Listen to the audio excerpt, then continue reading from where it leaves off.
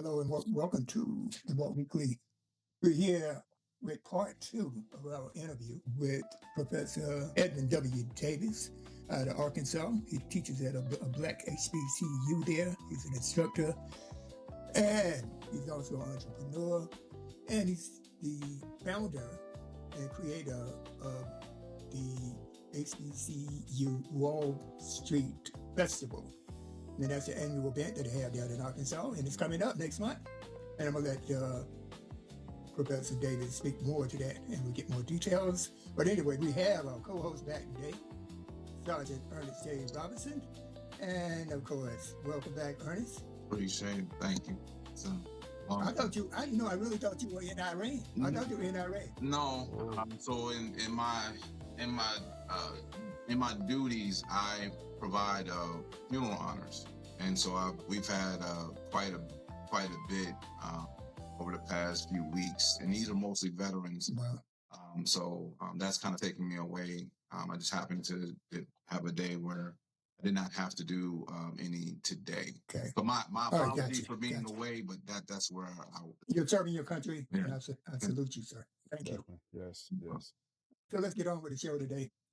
First off, as we have the Professor Edmond W. Davis here with us, and he's in the house. And hello, sir. How are you?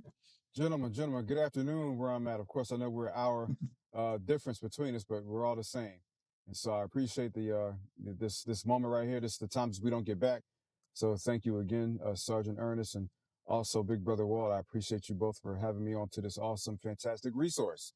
And so, I call it a CPR. When we think about CPRs now, we think about resuscitating people back and all that kind of thing. But this CPR is a career positioning resource. So this career positioning resource can be a benefit to a number of people, especially at HBCUs. And we'll talk more further about that in the future, Lord willing. But definitely, I'm honored to be here on this platform.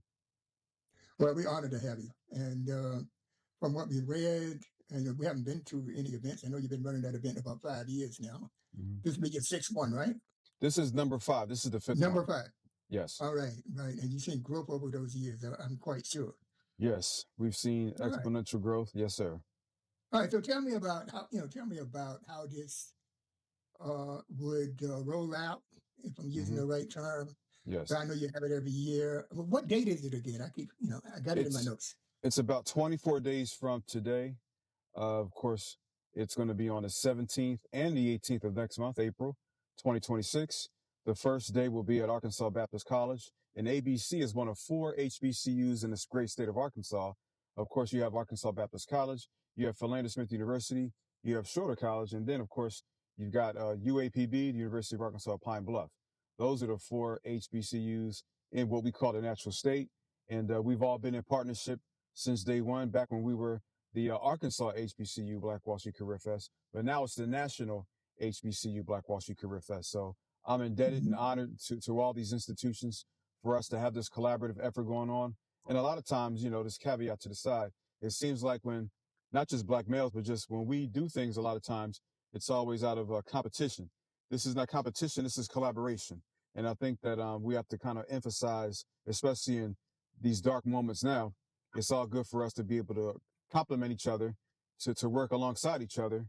And of course, many years ago, we were forced to, whether it's with Black Wall Street, because we weren't allowed to go use and exchange commerce with our contemporaries who didn't look like us, or HBCUs.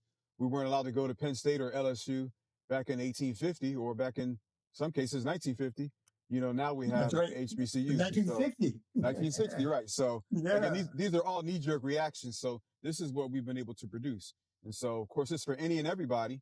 People don't realize that HBCUs, only 75% of students that attend HBCUs look like me, look like you, look like Sergeant Ernest, only 75%. The other 25% are Latinos, are people from United Arab Emirates, are people from Afghanistan, are people from, other European countries, are Africans from Africa, are from the Caribbean, are Caucasian students. We embrace any and everybody.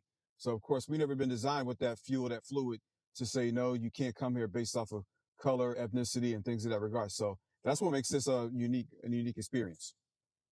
Okay, now I don't know whether we covered this the last time, but what is the goal? The goal is right. Yes, sir. The goal is to expose students. And again, we're talking about HBCU students, but we've had, Sergeant Ernest, we've had students that attend predominantly white institutions, PWIs. If they want to come down, come on, come get some of this good stuff. We're not discriminating against that. And of course, later on in our conversation, I'll tell you one of the reasons why I didn't change the name from National HBCU Black Wall Street Career Fest. You know, some people say, well, that's too much. It's too black. Look what you look. Who you looking? Look who you're looking at here. So again, God didn't make a mistake when He made me. He didn't make a mistake when He made you. And so, you know, definitely about embracing who I am and who He's designed and who He's called me to be. And that's to be, you know, one of the intricate components to this unique experience, what we call CPR, Career Positioning Resource. But definitely, this model, this platform is also a pivot. This platform is a pivot, but it's also something that's designed for people to say, hey, you know, for those who don't want to go to college, you know, you don't have to. There's plenty of successful people that make more money than me that never got a college degree. We have to have that honest conversation because it's true, you know. And my mom and my dad didn't go to college, and so they were, you know, my dad did real well before I was born. Kind of hit a rough patch, but got back on his feet before he made his transition. And so, you know, he did all of this without a college education. So this is for people with college education, getting back to the mission and the motive. You know, we want to include people who want to experience a success, who went to college, who have that trajectory in place. But it's also, this platform is also designed for those who don't want to go to college, but still want to be on that path to success, that trajectory of acumen to being successful and being someone who's a giver, someone who's giving back. You know, I tell young people, if you're not giving and giving back and serving, what are you doing? You know, it's more than just about making money. We all want to make money. However, what are you doing with that money and how are you giving back to your community? And so that's what this is about, setting students on that line, that trajectory of top tier places of not just of employment, but places to where you can be a partner, to places to where you can go to graduate school, to places to where you can volunteer as a volunteer. You can be in line with an internship, you know, or you can just kind of get out and start working from 12th grade to going to a trade school. The next crop of millionaires are going to be plumbers, HVAC people, electricians. People don't realize that all these houses are being built. You know, AI can't build, they can't actually install these pipes the way the layman's work can do it. And so, of course, we have to have those types of services in place. And so that's where we have the Meta 24 at. And that's another conversation, but that will be involved into our National HBCU Black Wall Street Career Fest. Okay, it's about college, graduation. It's about being successful, but that's not the only thing it's about. It's about finishing high school. It's about taking up a trade. It's about learning a skill set. We call it the skills to pay the bills. That's what one of my mentors says, the skills to pay the bills. Yeah. Yes. And so, again, a lot of people get college degrees and they got degrees in paperwork, but they don't necessarily have that skill a plumber has. And so that plumber has a skill set that may not necessarily fit the mold to being a college instructor, but could. And so, and welders, again, I want to give a shout out to people who were in the welding profession. I didn't realize until about a year ago how well welders do from an entrepreneurial standpoint. You know, I met an underwater welder, guys. Sergeant Ernest, I met an underwater welder, bro. An underwater welder. Now I could swim, but that's the best it gets for me. I can swim, but underwater welding, that's a unique skill. And so I met somebody that has that skill trait, and I said, Well, hey, I'm a certified scuba diver. Wow, that's I'm a PADI certified diver. Wow. Since 1989. Wow. So, wow. Hey, you know, if I was young enough and I was out of work, I would definitely take them up on the idea of doing some welding down there. There we go. You know, if you got a family, you do what you got to do. Yes, yes. Yeah, but back to you. I have a question. Go ahead. I'm sorry. Yes, sir. So you mentioned about the different opportunities that are going to be there. How many vendors do you currently have this year, and your target audience, whether high school, colleges, obviously HBCUs? I know it's open and welcome to everybody, but like, how many vendors are currently on board for this April 17th kickoff date? How many schools, what schools, and how are you reaching out to them? Yes, great question. Thank you, Sergeant. We have right now, I would say around between 41 and 44 vendors. Now we're looking for 60. That's the count that we're looking for, 60. That's pretty much our average over the last several years. We've gone as high as to, I think 90 at one point and as low as into the 40s. So we're looking for about that mid-range of 60 vendors. And so we're going to have another casting call, if you will, for some of the African-American business owners. Now, again, we don't say no to my Caucasian family, my Native American family. If they want to come board and come set up, they have in the past, Caucasian schools, we welcome that. We embrace them. They're our brothers and sisters as well. So, do you have any corporate recruiters that attend? We had that you recruit some of your folks, our yes, students? yes, from the medical side, we've had a number of medical uniform businesses to come into play, and of course UMAS, also the Arkansas Children's Hospital. I reached out to them last week. They were a vendor back in 2022 or 2023. But also to the question, in terms of an employer, we have Arkansas State University, which is not an HBCU, but they got the invite that says, sure, we're coming. Come on. If you get a vendor table, we're going to feed you too.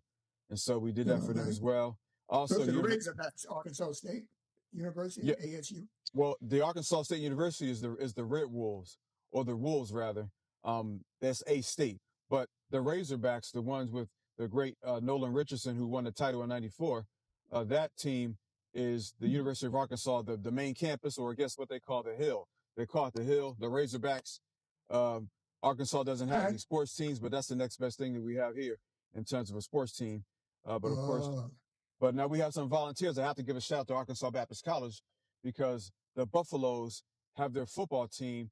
I believe the whole defensive unit will come out and volunteer and help put things together by way of cheers and by way of tables, by way of some of the cleaning up and things of that regard. They don't have to, but them volunteering to clean up shows a lot of grit. Okay. It shows a lot of camaraderie. It shows a lot of character, and is what I'm trying to say. So we're looking forward to that. But back to Sergeant Ernest's question, we're expecting students from Earl, Arkansas. Now, of course, I'm sure you already know who the mayor of Earl, Arkansas is, Jalen Smith. He's the youngest African-American mayor in the country. He's like 21 or 22. He verbalized, yes, he said he's going to bring students down from the high school level. So we're looking forward to that. Of course, we also have from Elaine, Arkansas, arguably the biggest atrocity in terms of racial massacres occurred in Elaine, Arkansas back in 1919. Well, guess what? The mayor, has a relative that was involved in that massacre, that racial slaughter back in the day, she's coming and she's going to invite some of the students from the Elaine, I think it's Marvell Elaine School District. They're going to come down as well. And so that's going to be awesome to see these young people in position, the juniors and the seniors, not just the seniors, but the juniors and the seniors. We're going to have them coming as well. And so I spoke to a couple of people out of the Memphis School District area, which is 2 hours to the east off of I-40. So we're looking forward to further communicating with those Memphians down there to see if they can bring at least one school bus of students down to be able to experience this free CPR, if you will. Okay. So again, there's other school districts that we're reaching out to too. Since we have about 24 days, we got a little bit over 3 weeks left to further manufacture what we're doing, because this is a pilot. People don't realize that this has never happened before at an actual HBCU. We had the Arkansas HBCU Career Fest. That was phenomenal. It was a success. But now this is the national one. And getting back to Sergeant Ernest mentioned, we do have a couple of committals from Jackson State University. They're agreed to have their alumni table there. Also, I'm working with Grambling. So that's my alma mater. Shout out to the mighty Grambling State Tiger family. We all know the best HBCU in the world. Yes. So again, we want to definitely make sure that they come on out. And so again, we keep it all swag all in the family. We keep a healthy competition, but also collaboration. Yes. But definitely, So you mentioned, we have, go ahead. Yes, sir.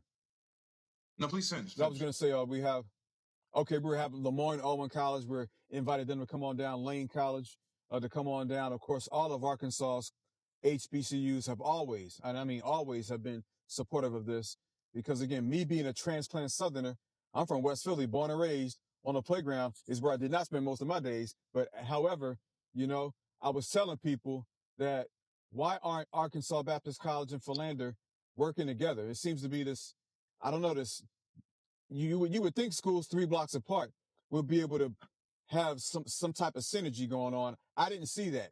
My whole time here, I didn't see that, but now we have it, or now we're cultivating it, we're working towards it. I don't know what the past had happened before I was born.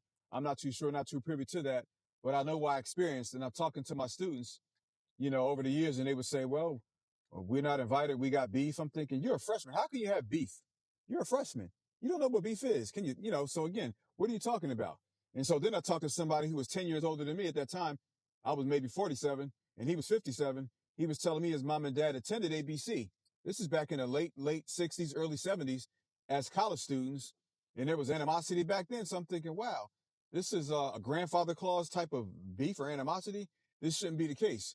Let's open up a new chapter. And so a shout out to my wife, my queen. She was the one that came up with the idea. She said, hey, you should have an all HBCU career fest. I said, you know what? Let's put Black Wall Street to it. Mic drop. And here we are now 5 years later.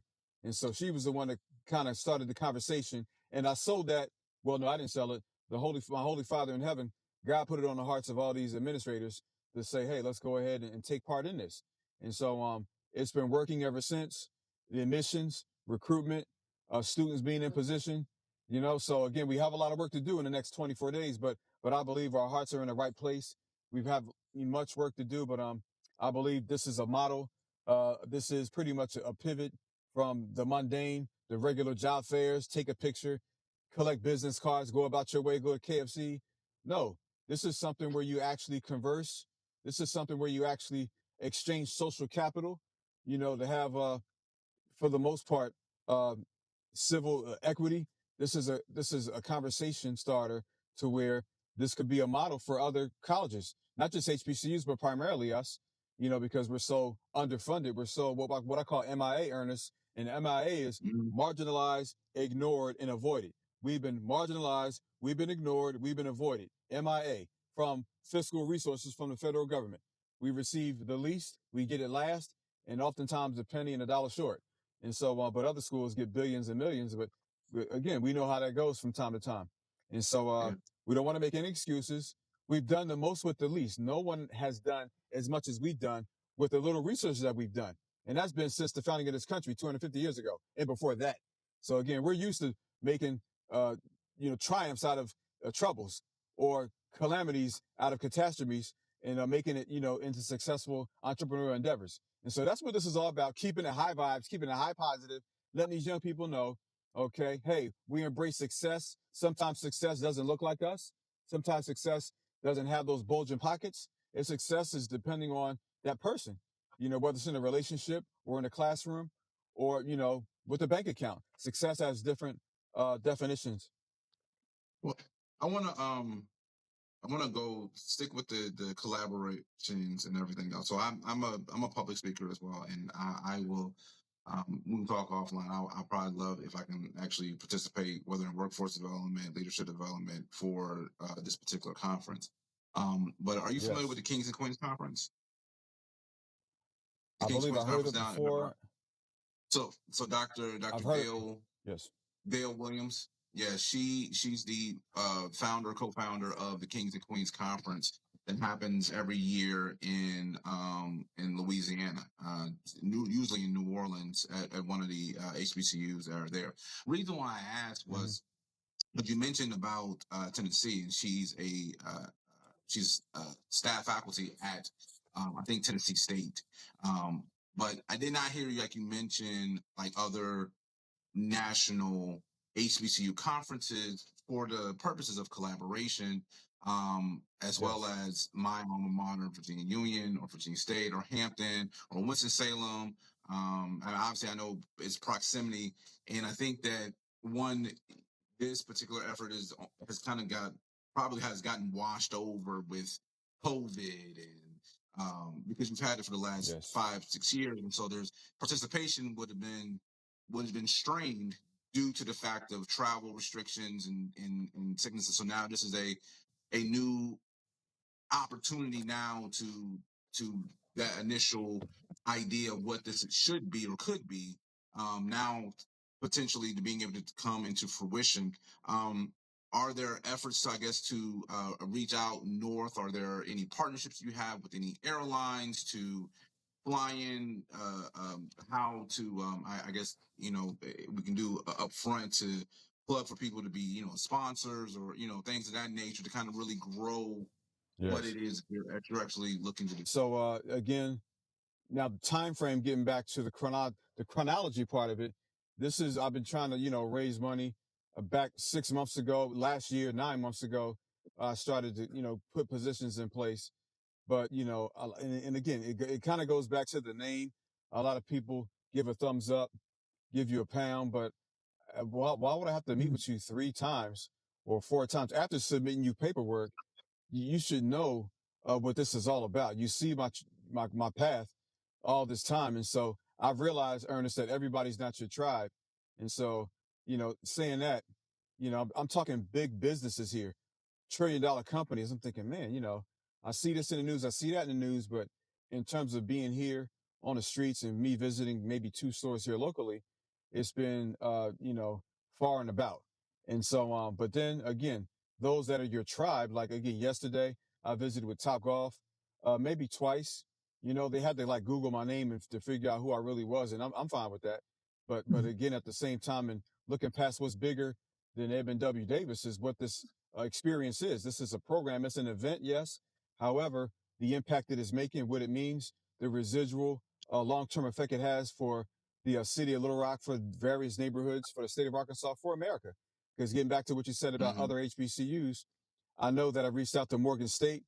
They were at one point trying to come down. Something derailed that. I'm not sure what happened. Also, Lincoln University, same thing. We had conversations. And, the people who were the ones picking up the phone were the ones that I conversed with.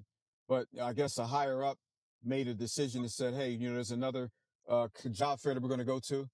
And so even my own alma mater, Grambling, kind of, it was one of those things that like, hey, I'm an alma mater. I'm a graduate rather. And so it shouldn't be any problem with y'all coming on up. But again, there was another career fest that they had went to, I believe in Baton Rouge or somewhere along those lines. And so, but we do have not just the Arkansas HBCUs. We've got Lemoyne Owen College, or we've got Miles College. Miles showed up last year. Jackson State in Mississippi, which, and again, to your point, they're all regional, which is great. It's better to get those, of course, at the last minute, if you will. But those who are the Morgan States, of course, the Virginia Unions, or even Bluefield State College or University, and I guess that's in West Virginia, reaching out to them. Right. So, definitely, I want them to know that they're welcome here as well. Of course, Langston University in Oklahoma. I've got a contact in Oklahoma, but of course, Langston hadn't responded yet. So it's a case by case basis. I did have a positive response. Okay. Right. I did have a positive response. The college in, man, I got a brain cramp now. Texas Southern. Yeah. Texas Southern University. I believe they're going to be here. Okay. So coming out of the Houston area. So definitely. And that's what makes it a national experience. Right. And so, but definitely, the goal is to reach out to all the HBCUs, in terms of the scale of growth. Walt, we started off in one room to the second floor of a 3-story building, and we were in a cramped spot, but we all fit in there. But now, 5 years later or 4 years later, 22, 23, 24, 25, 26. So 5 calendar years later, we have a number of different people coming from, I believe my count the last time I checked was 11 or 12 states for a career fest. Now the vision long term, when I get you guys age, not just playing, the vision long term is to have, people here from at least minimum 20 states in 2027. That's the trajectory. That's what I want to do. Of course, the funding needs to be in place. We want to help people help themselves along those lines, but partnership with other organizations that are similar to us. Ernest, we're doing that right now. We've gotten some great communication from other Black Wall Street organizations, and a lot of times due to my own fault, I heavily emphasize with the Black Wall Street organizations because I kind of figured at one point it would be easy to get to the HBCUs. And I find that very challenging right now to be able to reach out because a lot of times, and I'm not throwing none of my HBCU under the bus, but I'm thinking, hey, a lot of times we don't pick up the phone. And that's any school. But now in Arkansas, I visit with the school officials. I visit up. Sometimes I do a pop-up. I know that's not as popular as it was a long time ago, but popping up, sometimes it has its benefits. You're able to speak and maybe wait a little bit. So I've done that. I've been successful along those lines here with the 4 Arkansas HBCUs just popping up. And so I've got some good reactions from that. We had here less than 2 weeks ago, a Arkansas HBCU summit. And this was thrown by U.S. Representative from the state of Arkansas, French Hill, who's running for office. And so, of course, we all know politicians, when it's time to run for office, you have a lot of events. And so, but a lot of people showed up for it. Senators, U.S. Congress people showed up. So I used that to my advantage. And I believe we have a larger feedback of people coming just from the Arkansas HBCU Summit. So that wasn't from an HBCU, but it happened, Ernest, at Arkansas Baptist College.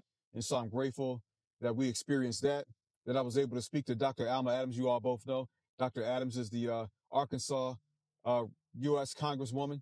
She's been pretty much the face of HBCUs for many years, responsible for raising so much money or having us to receive much money. Of course, we all know Mackenzie Scott.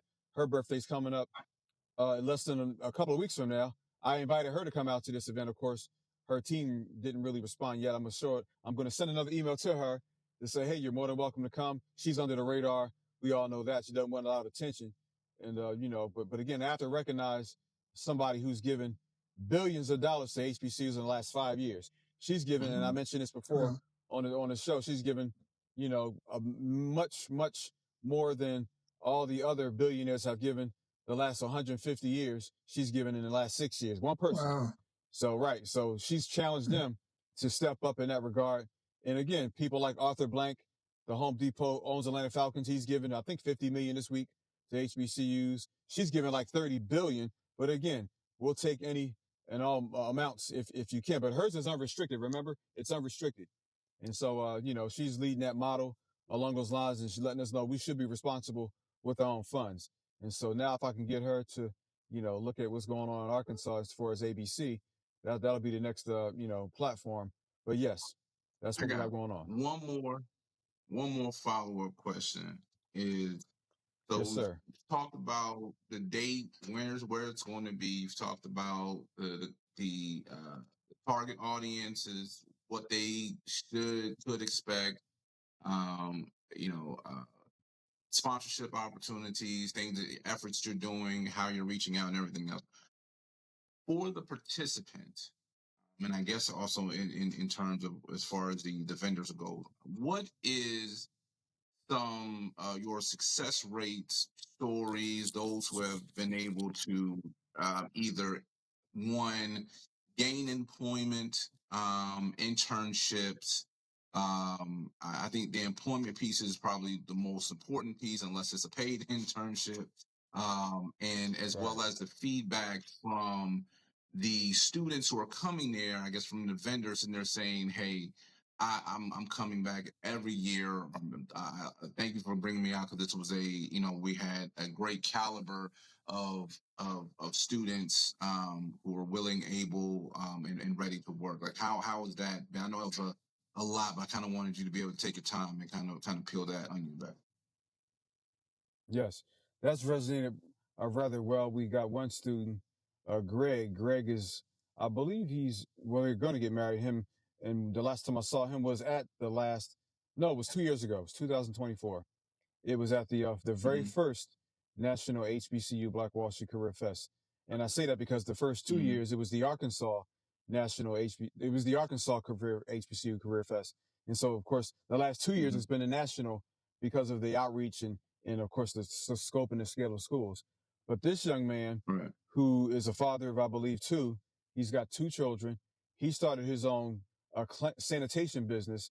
And of course, I'm sure he's still working on his degree plan. He's transferred from schools to finish out his bachelor's degree, but he got his 2-year degree at Arkansas Baptist College.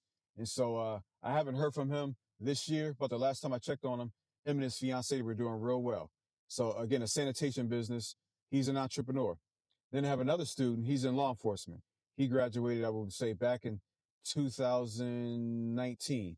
Okay, this was right before COVID hit. Now, we didn't have the National HBCU Black Wall Street Career Fest back then. I had, and my team, we had the respondability piece. And respondability talks about showing young people how to respond responsibly to law enforcement and to themselves. Because the number one killer for Black males in this country is not police. It's other Black males. It's sad, but that's the truth with homicide. And so during those workshops, we talked about having success and how to sustain success in your business. And this young man reached out to me a couple years ago and was talking about how he's been successful And he said that he heard because somebody asked us rather, to make sure that we had one of our platforms be as either a Zoom or online. So we had a guy come from out of town. He's a brother of mine, one of my so-called not frat brothers, but one of my fellowman brothers. He flew into town, Ernest. He's an avid golfer, and he's in a different tax bracket. I'll leave that alone. But he flew into town and played some golf and stopped by the Career Fest. And I'm on stage at a panel discussion segment, and I'm looking in the crowd, and I see one of my brothers. I'm like, wow, he's here. This is great. But he was recording with his phone. He took that, and other people actually watched it. People who follow him, because he's an influencer, they watched it, and they told me they implied what we talked about during that panel segment. This young man, who's a former student, told me via email he implied some of those tips, and then some of those tips landed him a job. That was by default of somebody who was visiting me, who took not a YouTube, but it was on YouTube, but took some video footage from last year's experience. Young man watched it. Now here we are. He's benefiting from that exchange that we had on stage. And we had a number of heavy hitters on stage that day, from Dr. Stephen W. Christian, to Dr. Watson, Donetta Watson in Kansas City, Kansas. And of course, Dr. Tamara Glover out of UAPB, Terrence Bolden, clean energy business owner, CEO out of Florida, who lived in the United Arab Emirates. He lived in Dubai for a while. So again, what was said on that stage last year is still being resonated today. And so I'm looking forward to that panel discussion here for 2026. And there's another student that just kind of takes me back. But this student pretty much is a podcaster. Okay. He's doing real well with his following. He's a podcaster, and he showed up last year in person to the last Career Fest. I believe he's coming back again because of what he learned, Ernest. But in this case, he's going to serve as one of our MCs. And so coming from what he's learned from not just being a podcaster for several years, doing real well with that, but being an entrepreneur. Of course, he has dual citizenship. His wife and himself, they lived in Paris, France, after he graduated from taking my class many years ago. And we're like about the same age. I think he's 49. And so then he comes back as a podcaster, and then he has these conversations with me and saying how much he's learned from this, how it's helped his business acumen, but also, he's been selected to be one of our MCs for the 5th annual National HBCU Black Wall Street Career Fest. So I look at that as being valued. Yes. That's very interesting. Yes. I know you invited us down. You invited the Walt Weekly down, and I can't go. I have some commitments. But Ernest, what are you thinking? You think you can make it? I initially had said that I would come. I immediately looked at my calendar, and like I said, I'll have a conversation with him. If we can work it out, something like that, or whatever it can be, I'll see if I can probably have the 18th, which is that Saturday, to be able to figure out a way to participate and be a value add to that's Walt's saying, value add. There's no value. What? I carry that with me. So I value add I insert that in every conversation I can. But yeah, my opportunity, if I can, I most certainly will try to be there if I can. Okay. Yeah. Okay. We You got heard room that? for you. All right, Yes, now, we got room for you. All right, Edmond, what I need from you, Yes, sir. before we finish this segment and move on to some other stuff that we wanted to speak to you about, is, all right, I want to go to this Career Fest. How do I go about doing it? And I live in New York. How does it go? Sir, you can, of course, we've had people drive from as far away as Atlanta, which is just about an 8-hour drive. I believe New Jersey is about maybe a 22, 23-hour drive in some cases. But definitely, it's a good road trip. Or you could take a flight down. We do have some discounted hotel rooms in place that are 3-star hotels, and they were just built less than 2 years ago here in central Little Rock, Arkansas. And so definitely we still have vendor spots. If you want to put your book or a resource or a product on display, you can do that. Of course, let's say you came to town the day before. Let's say Ernest booked the flight and he came in 2 days before, because Ernest is an author and he wants to be on a radio show. And I said that I would get him a TV spot. I'm a man of my word. I'm going to make sure if I go to a TV spot and Ernest has made it to town, I'm going to bring him with me. I'm going to say, Ernest, here's the address, GPS it, UPS it, but meet me there at 5 in the morning. Okay, so we'll be on the air, live radio, live TV broadcast. They'll air it 2 or 3 times. That's what they do in Arkansas before the actual time, Yeah. we have the event. And so I want us to have the media rounds, those who are flying or driving more than 5 hours into town. I've got a special cohort group for them who want to be on TV or the local Fox News, KRKK, THV11, KATV, the Broadway Joe Morning Show, which we had last week. I do that for them because, again, it's part of the package deal. Okay. So that's the media component. That's part of the brand marketing, and it's also the cross promotion. We have to cross promote different brands. So if Ernest comes and he has his logo, he sent me his logo weeks ago. Okay. So I'm able to promote his logo on all of our literature. So that's part of it as well. Also, Walt, if you come down here and you want to do a podcast or a show like this, we're going to set that up the second day, preferably, because the first day is a lot of college students and high school students, which y'all know both know that we can't really get a lot of high school students without their parents on a Saturday morning, unless it's Lil Wayne or something there. No. It's going to be hard to kind of pull them to come. Okay. So that's the truth of it all. But also, if Walt comes a day before, you all have a chance to bask in the ambiance of our meet and greet. We have a meet and greet, a traditional meet and greet. Well, I would say non-traditional meet and greet, because this one here is only about 2 hours long. We know folks got to get their vendor table set up. They got to get their rest from traveling. They got to get their rest and get their nails done, or, do things before they wake up early that very next morning and set up. So we have a 2-hour meet and greet. And during that meet and greet, it's social commerce that's being exchanged before the social commerce of the mega day next day. And so all the vendors are being invited, and all the volunteers. We have a litany of volunteers. Most of them are college students. Some of them are business owners, and some are even high school students. So that intergenerational dynamic, to think about that.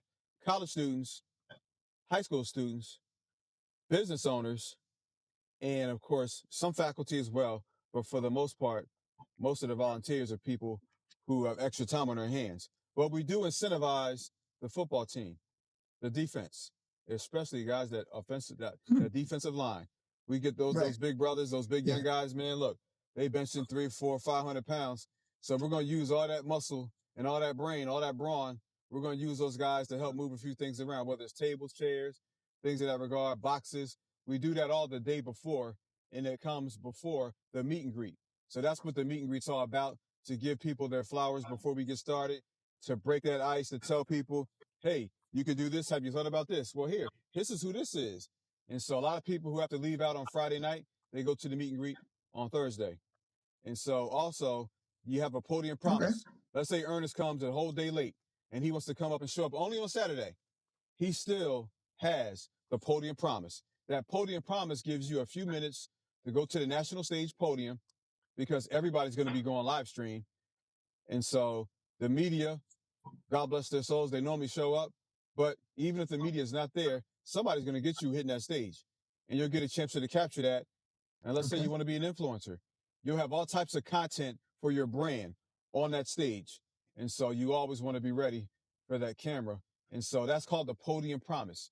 Every vendor has a podium promise. This is the only, and I'll say that slowly, let it marinate.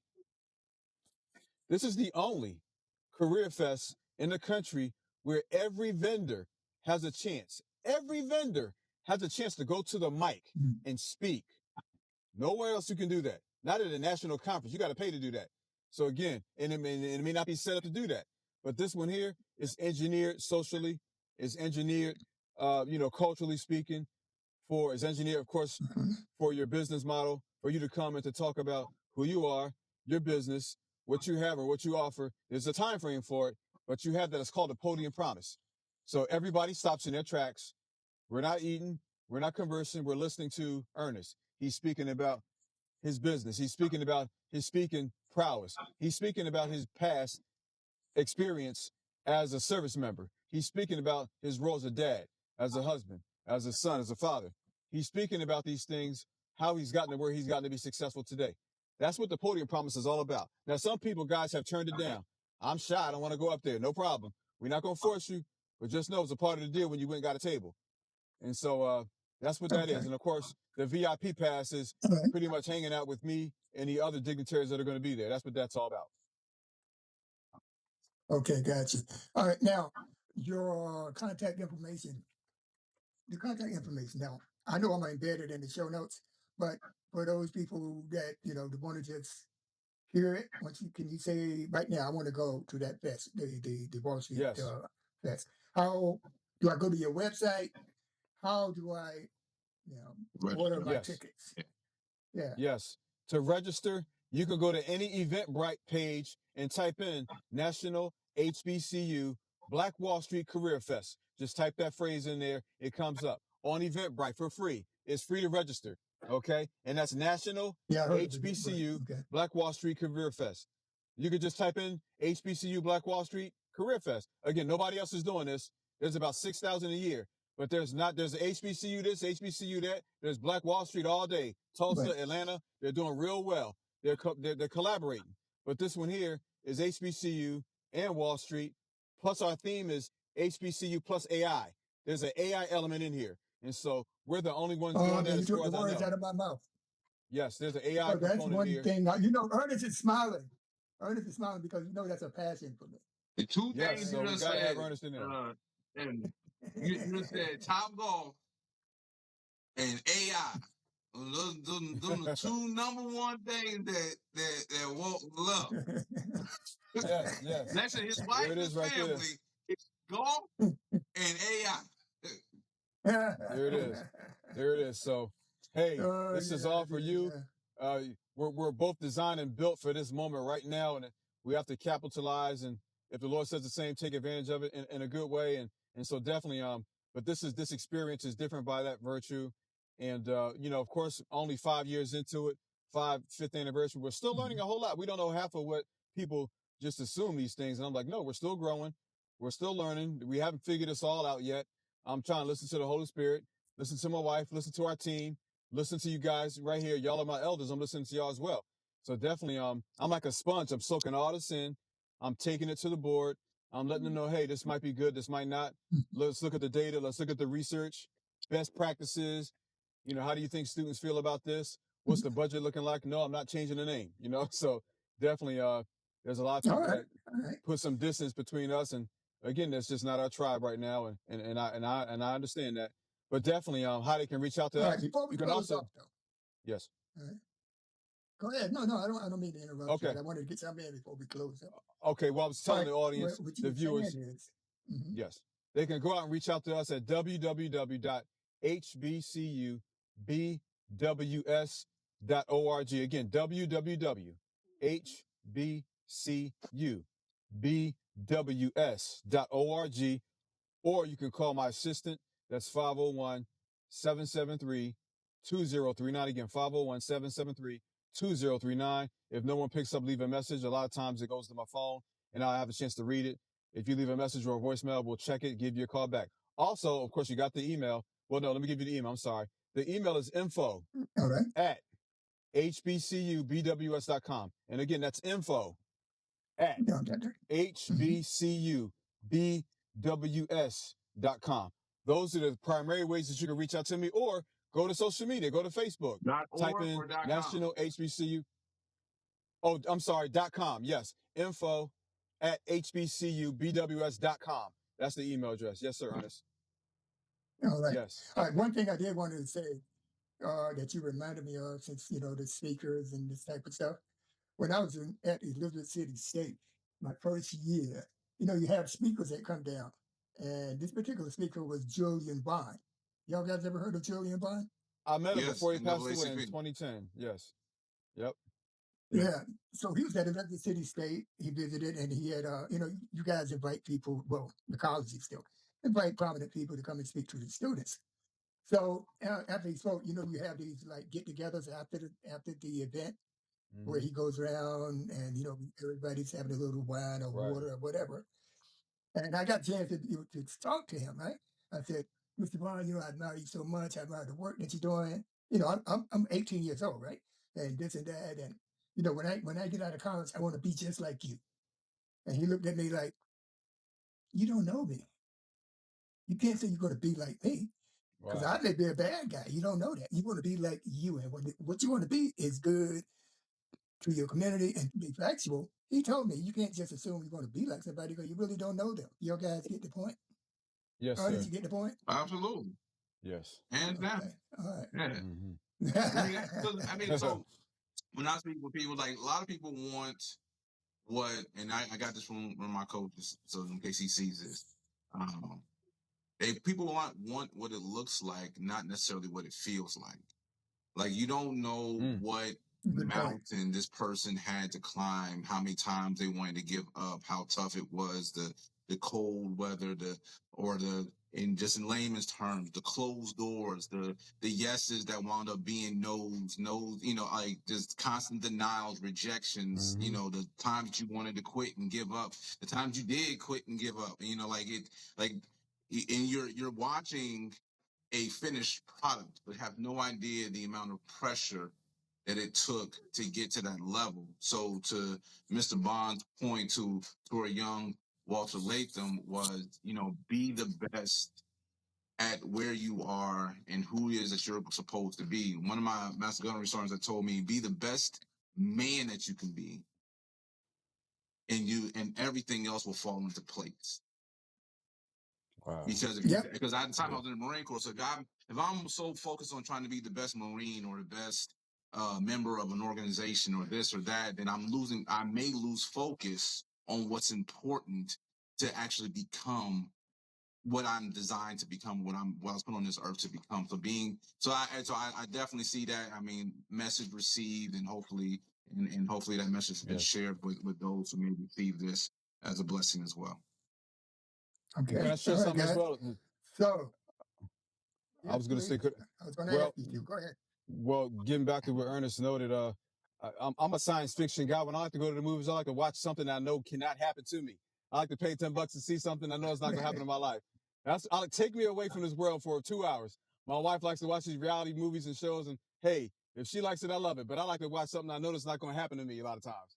And so, saying all that, I watch so many action movies, and I look at these cop flicks, and this is no disrespect or slander to anybody in law enforcement, but I've noticed a pattern to where there's a lot of good cops out there that have done great things, not dirty.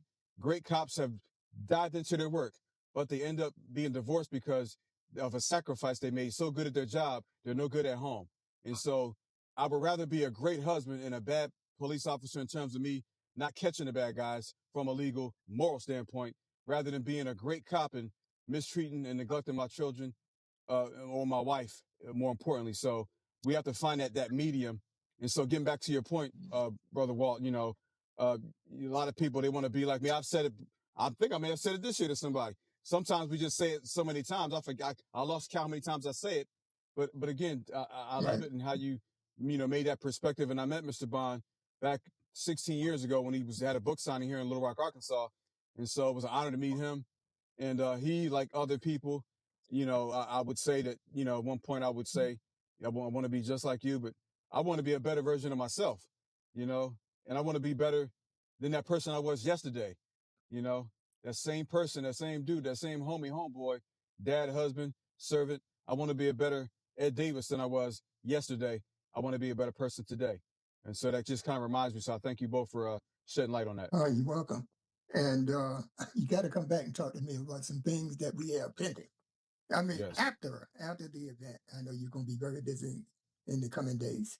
So we do want to come back, and I want to speak to you specifically about DOE, Department of Education, and AI, and what are y'all guys doing at the HBCU level to prepare these students for a different world? It's going to be a different world out there, guys. I mean, it's coming. All right. So, they're trying to get rid of the worker, the entry-level jobs that have people come out of college and they expect to get something, interim, to start to get in the door. Those jobs are fast disappearing. I'd say by 2030, you may have maybe 10% of what we have now. So I do want to talk to you about that because, you're preparing our students for the future. So it's very important that, I want to see your viewpoint on things and how y'all guys are going to adapt to that new environment that's coming rapidly. Okay? So with that, I want to thank everybody. Anybody has anything they want to share before we close the show? I'm honored to be on this platform again. I want to thank you, Joseph. I want to thank you definitely, First Sergeant. I want to thank you. And also, Mr. Walt, thank you, Walt, for giving this platform for not just me, but for everybody who's watching, listening, and viewing. And we have to review this and make sure that we get you at these these campuses, these HBCU campuses. We have to make sure we get you this platform. So I'm looking forward to that. All right. It sounds good. I appreciate it. All right, man. Yes. Sounds good. Yeah. All right, people, please like, follow, and subscribe. And we'll see you next week. Thank you. Have a great one. Thank you so much.